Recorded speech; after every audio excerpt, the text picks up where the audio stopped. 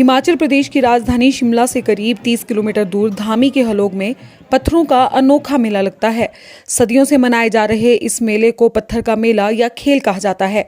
दीपावली से दूसरे दिन मनाए जाने वाले इस मेले में दो समुदायों के बीच पत्थरों की जमकर बरसात होती है, जिसका नमूना मंगलवार को भी धामी में देखने को मिला, जहां दोनों तरफ से पत्थरों की जमकर बरसात हुई। ये सिलसिला तब तक जारी रहा जब तक कि एक पक्ष लहूलुहान नहीं हो गया।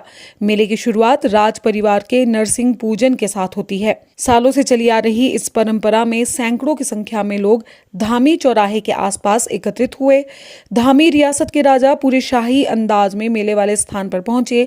माना जाता है कि पहले यहाँ पर हर वर्ष भद्रकाली को नरबलि दी जाती थी, लेकिन धामी रियासत की रानी ने सती होने से पहले नरबलि को बंद करने का हुक्म दिया था।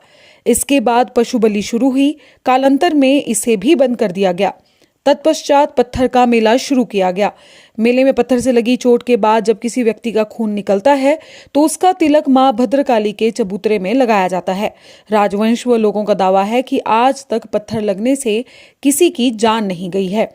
इस दौरान यदि राज परिवार में किसी की मौत हो जाती है तो पहले मेले की रस्म निभाई जाती है, उसके बाद दाह संस्कार किया जाता है। और उस वक्त मानव बलि हुआ करती थी।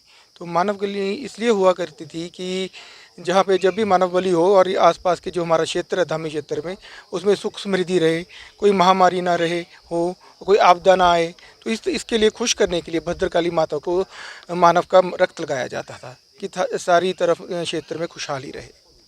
सालों से इस परंपरा को निभाया जा रहा है और कौन-कौन लोग जो है इसमें हिस्सा भी लेते हैं?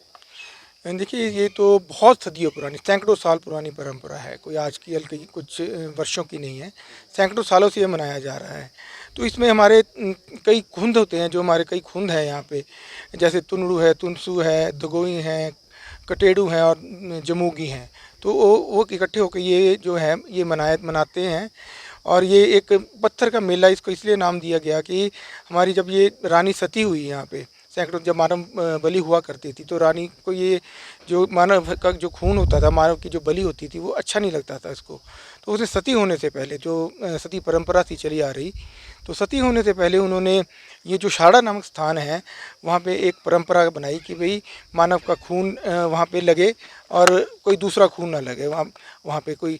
और जो अब वो परंपरा बंद कर दी गई, उसके बाद ये जो है ये दूसरी परंपरा जो पत्थर का खेल है, वो खुद हमारे खेलते हैं और वो आपस में एक खेल की भावना से खेलते हैं कि ताकि हमारे क्षेत्र में, आसपास के क्षेत्र में हमारी खुशहाली रहे और किस तरह की आपदा ना आए।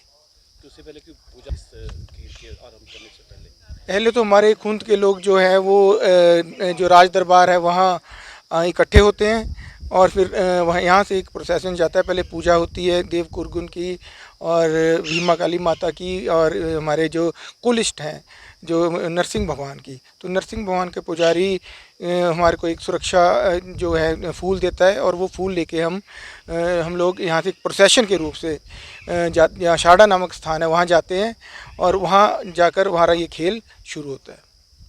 नियमों के मुताबिक एक ओर से राज परिवार की तरफ से जठोली, तुनरू और धगोई और कठेड़ू खानदान की टोली और दूसरी तरफ से जमोगी खानदान की टोली के सदस्य ही पत्थर बरसाने के मेले में भाग ले सकते हैं। बाकी लोग पत्थर मेले को देख सकते हैं, लेकिन वह पत्थर नहीं मार सकते। जिसको पत्थर से चोट लगती है उसका इलाज स्थानीय अस्पताल में किया जाता है। आज तक पत्थर लगने से कोई बड़ी अनहोनी नहीं हुई है। फेसबुक पर पोलस्टार हिमाचल का पेज लाइक करें और यूट्यूब पर हमारा चैनल सब्सक्राइब करना ना भूलें।